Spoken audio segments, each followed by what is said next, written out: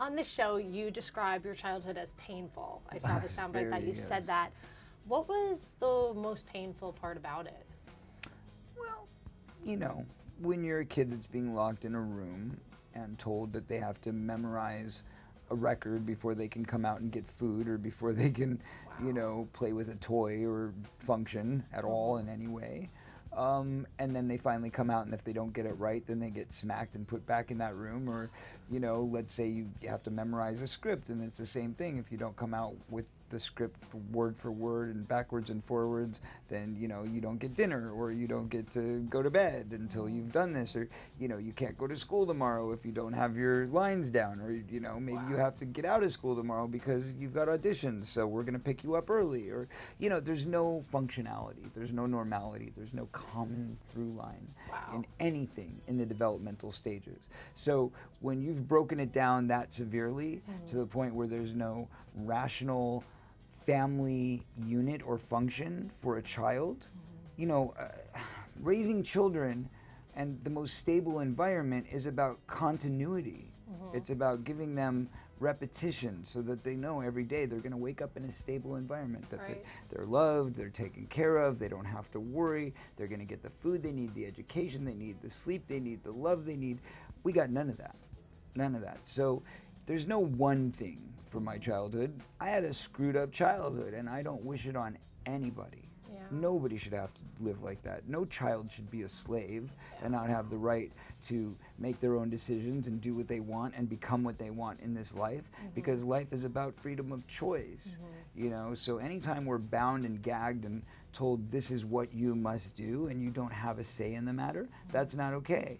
But that said, as it went, it was what it was. I developed many gifts as a result of it, and I became, very blessed to have many successful films, and I'm even more blessed to still have a good career and make a living, and here I am, 4, almost 5 decades later, still doing it, and still have a great fan base, and God bless everybody. So I think it turned into a positive. Do you think that being a child star, though, helped or hurt these issues that you dealt with?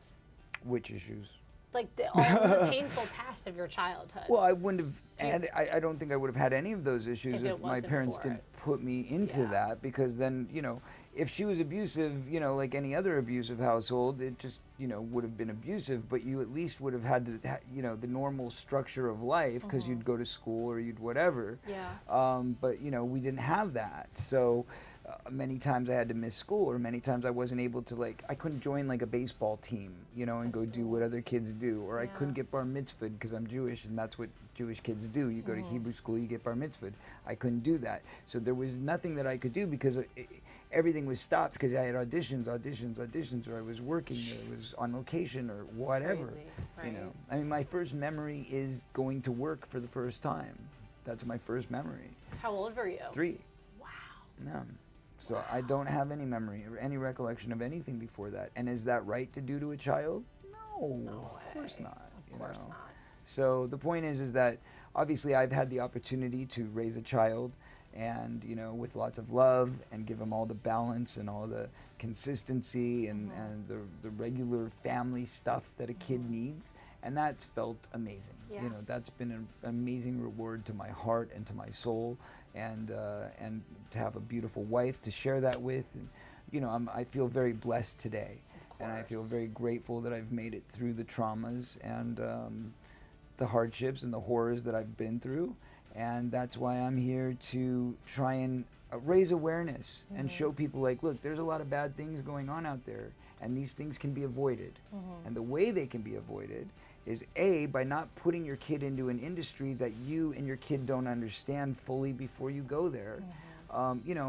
If you want your kid to have every opportunity in life, take them to drama school, take them to music school, have them in theater workshops, put them in school plays. All that stuff is fine. Totally. No reason why you can't. And you know what? Even if you want to have a small career where they do a commercial here, they do a commercial there, or they get the experience from it, that's fine too. But when you start making your kid a superstar to the point that they don't have a chance at a real life, that's where it becomes abuse, and that's where it becomes the parent's fault.